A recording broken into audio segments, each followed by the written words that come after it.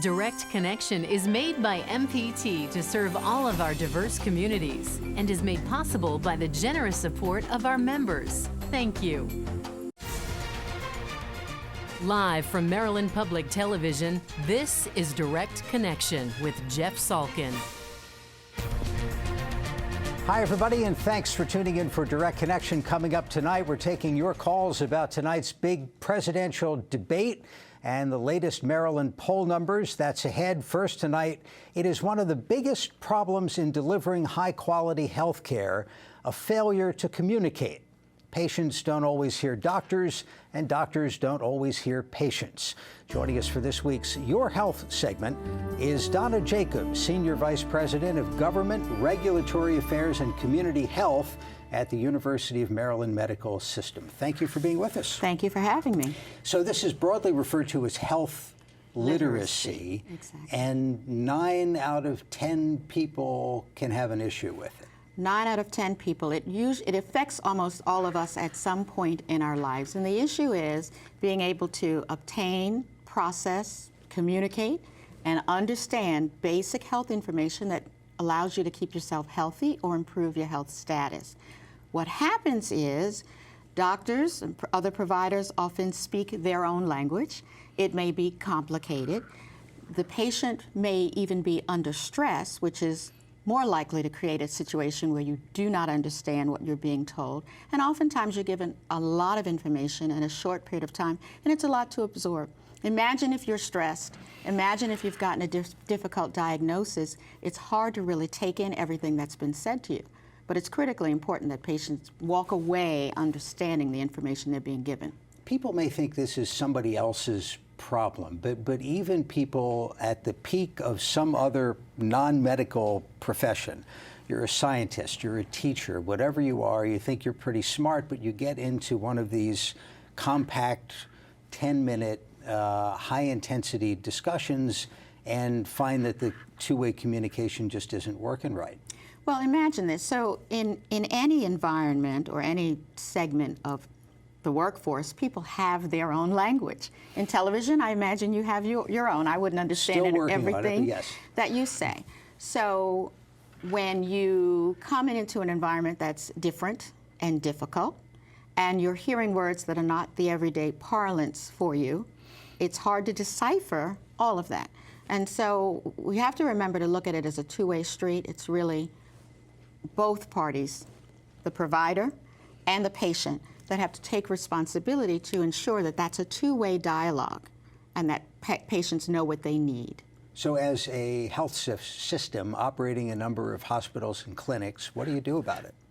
Well, we at the University of Maryland Medical System are taking this issue very, very seriously. We've created a video that we're providing to all of our providers, anyone who's delivering health care, so that they are certainly aware of the issue and understand that they need to look at every patient similarly. You can't just look at someone and say he or she has a low level of health literacy. It may be anyone, if it's 9 out of 10 people, and if in a stressful situation, it's virtually all of us. So creating that awareness is number one, and encouraging providers to talk to the patient and then ask a patient to repeat what's been said. Tell me in your own words what we've discussed here. Really engages the patient and gives the provider an opportunity to hear whether or not that patient has understood what the discussion has been about. So that's helpful. We've also created a set of guidelines for, it's not just the spoken word, but it's also the written word. So for anything that we produce, we'd like to have it in plain, simple language, non-monosyllabic words, putting the important information up front, lots of white space on a page with an opportunity for patients to comment about it. So the model of what not to do is probably that piece of paper you get from the pharmacy that comes along with some even routine prescription. It's a page, it's 2 pages or more of dense, single-spaced, tight lingo that nobody outside the pharmacy world could understand. Right, so you always want to be sure that the basics are what people get. And medication management is one of the difficult areas, as you might imagine. Patients don't understand sometimes what medication they're taking. They may not understand what it does, what the contraindications are, what medicines you could take that will counteract. They don't know all those things. So making sure that a patient is able to give their health history completely so that a provider knows what that is and can respond and can provide the information is key. But what is it and how does that patient take the medication? Is it 4 times a day? That doesn't mean 4 pills at once. Is it twice a day? That doesn't mean 2 at once. That may mean 8 or 12-hour separations. So those are complicated areas. Let me remind our viewers, if you have a question about health literacy, give us a call. We'll have the number on the screen. You can also tweet your questions to @MPTNews. One piece of advice that makes so much sense but isn't always practical is taking somebody with you. Absolutely. As a facilitator, as just another set of ears. I think that's great advice, especially when you know you're in a situation with a difficult medical complication or a difficult diagnosis. And let me give you an example, and this happens all the time. When someone has heard the word cancer in a diagnosis, that is likely the last thing that they hear the provider say. There are hundreds of different kinds of cancers. The way that they're treated are all different. The prognoses may be different. The time to treatment, time to begin, all of that is very relevant and important information. The patient has zoned out, I assure you. So having someone else there who can take notes, who can help ask questions is critical. Let's take a phone call. George in Anne Arundel County. George, thank you for calling. Go ahead. Good evening. And thank you, Jeff, for having on such a well-spoken, competent guest here. And I'm interested in knowing whether physicians have the opportunity to, with Medicare, Medicaid, and with insurance companies, to check an extra box when they're submitting claims that allows them to get compensated for some extra time that needs to or should be spent with somebody when they're diagnosed with a life-threatening issue, so that they can take a little extra time to both not only take care of the strict medical issue, but also the personal and psychological issues that go with it. Very good. Thank you very much. So in the situation you were talking about where somebody's hit with the C word, and the 15 minutes, whatever it is that's allotted for the appointment is almost up. Right. Can you get some overtime somehow? So I'm not aware of any box that people can check in order to do that, but oftentimes physicians will have a team within their office that can help provide some additional information. Many times when you have a difficult diagnosis such as that, the physician will just naturally take the extra time to provide the assurances that you need. But if that's not possible, many will have others in their office try to provide the time and the information that you need. It's a fair enough question. And there clearly are stresses in terms of how much time is allotted to spend with patients. It's a challenge. It is. Let's go out to Anne Arundel County. This is Ram. Thank you for calling. Go ahead. Hello, are you there? Yeah, I'm here. What is your question, sir? Yeah, thanks for giving me a time and good evening. My question is, the guest is talking very wonderful things. I am with her, but the main points what she described. But I am trying to find a physician who can honor all these guidelines. Actually, when I go to the physician, he always starting watching his watch, how much minutes he is going to consume. At the same time, he don't like the patient who is having a good knowledge of the medical thing and doing a research and asking questions. So how do the patient handle this situation? You're saying the doctor doesn't like the patient having knowledge of the situation? Yes. If he has some own research and ask questions about the medication, if the sapin is good or not, he is not comfortable answering that question. Interesting. Thank you for the phone call. Your thoughts? I understand that question. So when you identify a physician, this is a two-way street, and you need to build a personal relationship with that physician. Because you have gone to someone once may not dictate what you're going to do in the future. You need to find a person with whom you are comfortable, with whom you can ask questions fairly and not feel judged. This is your personal health care. These are decisions that you're going to have to make about yourself, that you should be making jointly with your physician. And so you should find a level of comfort. But as you say, nobody cares more about it than you do. Right. And you got to look out for number one. I've heard it suggested that a patient could make a list of questions so that in the heat of the moment you don't forget it on the way out the door. You remember, I should have asked so-and-so. And even print it out, take it with you, and show it to the provider. You absolutely can do that, and I am one who does that all the time. I will have a list probably of 20 questions, and I want them answered. Now, people may not be as extreme as I am. You can just do 3 simple things. What is my main issue? What do I need to do about it? And why is it important? So, for instance, if you go to a doctor and they've said you're hypertensive, this is a word that may be used, that's not necessarily a health literate word.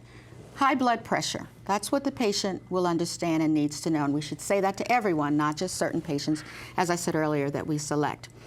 So you tell the patient that they're hypertensive, they're given medication to take on a regular basis, daily. The person needs to understand that if you stop that medication for some period of time, you're going to go back to that same situation of hypertension. So you need to, the physician needs, or the provider needs to explain the whole continuum of what can happen so that the person understands the downside of not taking the medications appropriately. Let's go out to Prince George's County now. This is Kathleen. Kathleen, thank you for the call. Go ahead.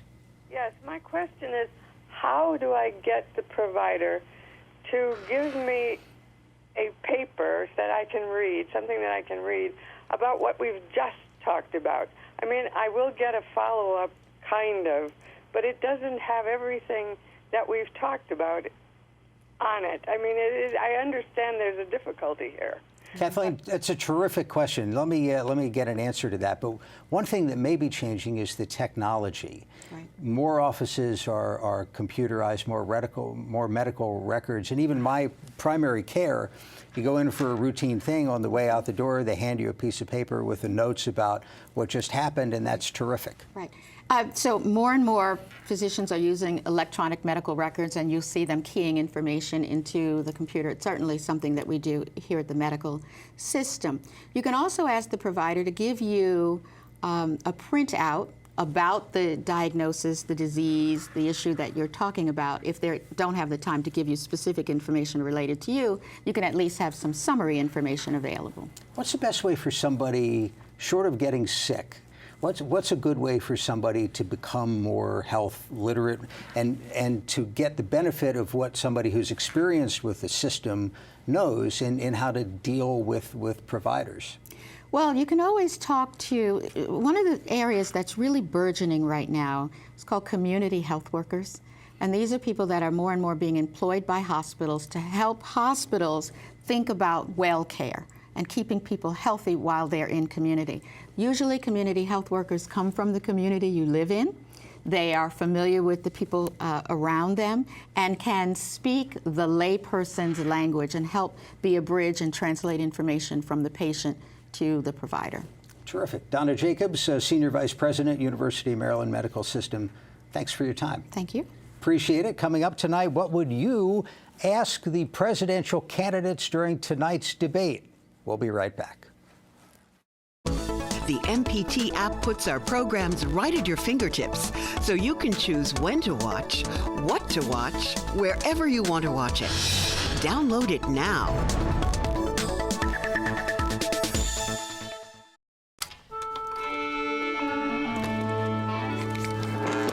There is one stage that is the Met and Carnegie Hall.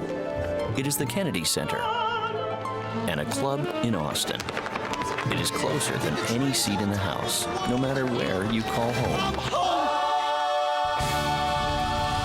PBS, the great American stage that fits in every living room. Supporting your PBS station brings the arts home. This is a box that showed you a world beyond your own. It was just a box, but the world has changed, and so have we. And now the box can be almost any size or shape. And you decide what you want to explore. Anytime, any place. Break out of the box with PBS. My child who's watching Super Y, and it said, what letter makes the sound R? And my 2-year-old is jumping up and down going, R, R, R. I I love that. I wish I knew the genius that came up with Dinosaur Train. I mean, what little boy especially doesn't like dinosaurs and trains, and to put them together in one show?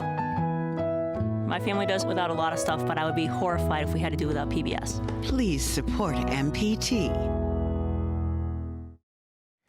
And joining us now in the studio is Malia Cromer, director of the Sarah T. Hughes Field Politics Center at Goucher College. Great to see you. Thanks for having me. On Super Bowl debate night. Do you buy the idea that we're going to see the biggest ratings of all time because people are either waiting for Mrs. Clinton to fall down or Mr. Trump to blow up? Absolutely. I think if you even dial it back to that first Republican primary debate, all eyes were on Donald Trump, and I think that's the same thing tonight. It's going to be a show for sure. Now, in those debates, in the 75 primary debates they had on the Republican side, you had a whole stage full of candidates, and Trump was always in the middle or close to it. This is a very different thing.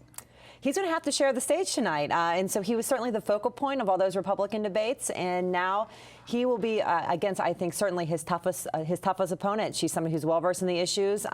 She has had some really pointed attack ads, both even in her rhetoric and also digital web ads. So she's certainly, I think, will be coming prepared tonight. I feel sorry for the moderator. Great journalist with a just impossible job, because tomorrow morning half the country is probably going to hate him. It's a no-win situation for the moderator. I think it's the most thankless job in politics for sure. Now, we'll talk about your latest poll in a minute, but you're an expert on polling. Sure. What do you make of what's been happening with the national polls in the presidential race tightening? Sure, the race is absolutely tightening, but I always caution against looking at that national number because at the end of the day, it's about the Electoral College. So for me, the states that I'm watching the most closely is certainly Ohio, in which Trump has overtaken Clinton. He's a few points ahead. And Pennsylvania, I think, is really the bellwether state. That's the state to focus on. He has certainly closed the gap with her in Pennsylvania. She's about 5 points up now, but dial it back 2 months ago, she was up in double digits. And you told me before you think his campaign started to get some traction when they started listening to a pollster. Absolutely. So Kellyanne Conway is his secret of life. Exactly. If you have a problem, come see a pollster. Absolutely. And again, normally a campaign shakeup is a bad thing for a campaign, but it has been all good for the Trump campaign. She's certainly tempered his remarks. I think certainly the message has been certainly more focused over the last few weeks, and I think she has really calmed down and tried to address this issue of temperament, which will be a big center stage issue tonight. Does he have the right temperament to be president of the United States? And the potential tripwire there is the gender element. I mean, he's debating a female candidate. Does that play into it at all? So isn't this is why it's so historic? And I think that the inclusion of Trump has downplayed this in a lot of ways. This is the first time. It's a huge milestone. It's a huge milestone in women in American politics. But at the end of the day, we have the first female candidate for a major party, and we have the first bona fide outsider from a major political party. And so this is, again, this is great TV for all of us political nerds out there. Now, maybe it was in her Senate run that the Republican nominee in New York State walked across the stage and it was seen as condescending or encroaching or threatening in some way. So it's interesting to see how Jen will play here because in a lot of ways I think it's Clinton that needs to be careful about not being condescending versus where typically we would think that with the gender roles are reversed there. She is like the Al Gore in this situation, and everybody remembers back in the Gore-Bush debates when Al Gore lets out the sigh, and it was something that was really off-putting to American voters, and so she certainly has to be careful to come across as competent on the issues, but not the basket of deplorables kind of comments as well. Let me remind our viewers, if you have a question, if you want to throw in an opinion on tonight's debate, give us a call. The number is on the screen, or tweet to @MPT News. If you were coaching these two candidates, what would you advise either or both of them to do tonight? Gosh. Or not do tonight? I think for Donald Trump, the first thing you'd have to tell him is not to take the bait.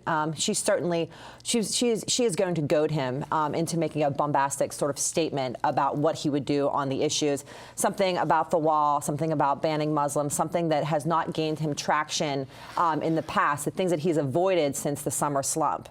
On the other hand, for Clinton, she needs to find a way to discuss the emails in Benghazi that's short and sweet, that doesn't belabor the point, and that she can move on to talk about the issues in which she's strong on. One of the interesting things in the national polls is President Obama's approval rating. Right. which is pretty good. Yet the percentage of people who think the country is heading in the right direction is pretty low. So for Clinton, and this was a criticism that it was levied at her during the summer and even during the primary campaign, that she was trying to tie herself too closely to the Obama administration. And listen, when you have a president of the United States in their last term that has a above water, in the 50s up to the 60% approval rating, if you share that party affiliation, you certainly want to tie yourself. Another important factor is certainly the African American vote. President Obama is wildly popular among African Americans, and she needs African Americans and she needs other communities of color to turn out in numbers for her to be able to win.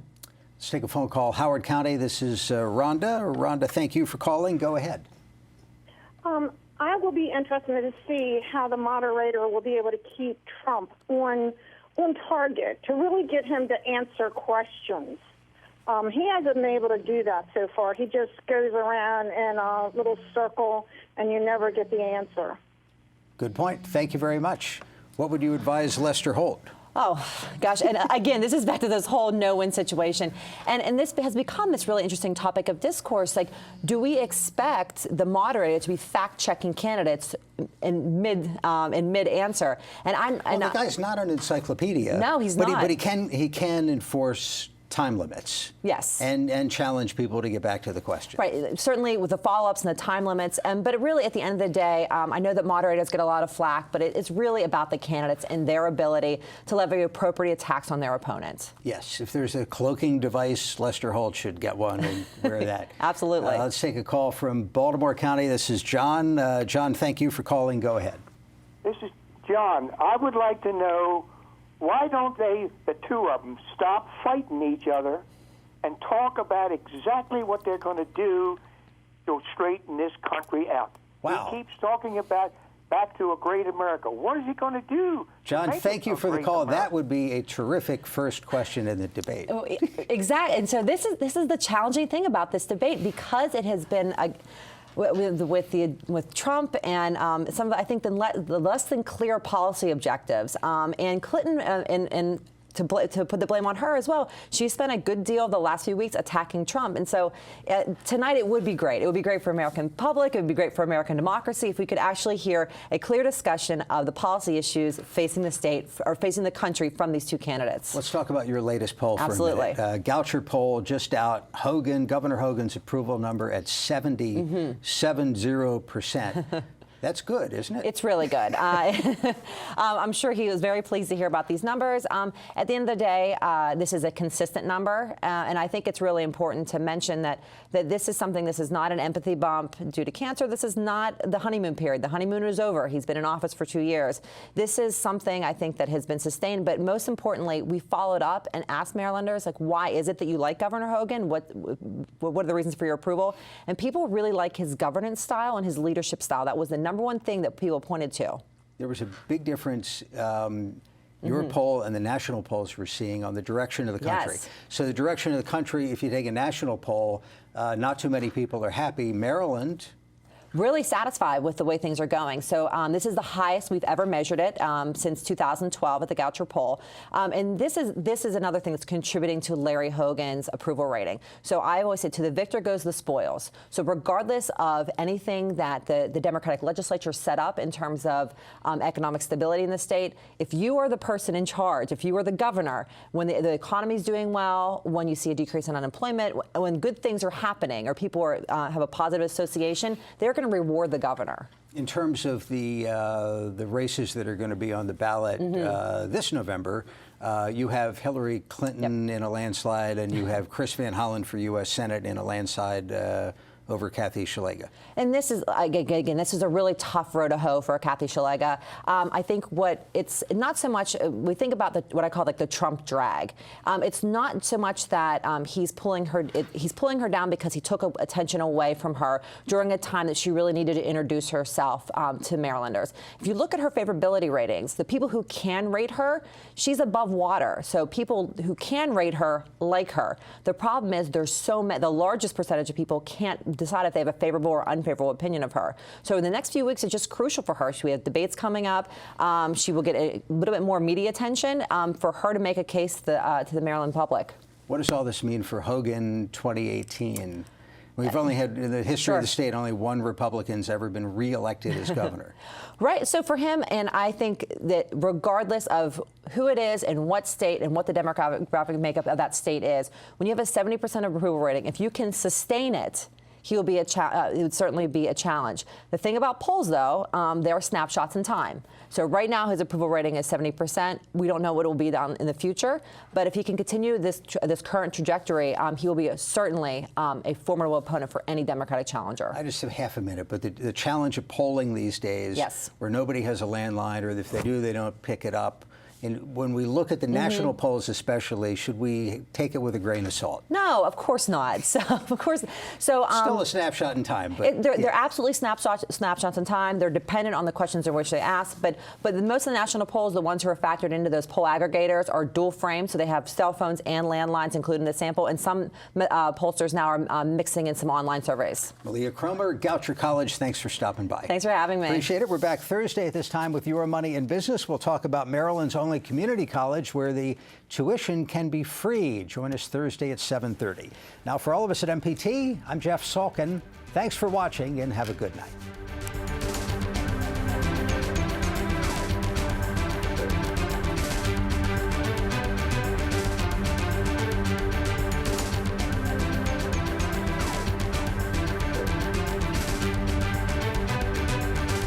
Your health segments are a co-production of Maryland Public Television and the University of Maryland Medical System. This program was made by MPT to serve all of our diverse communities.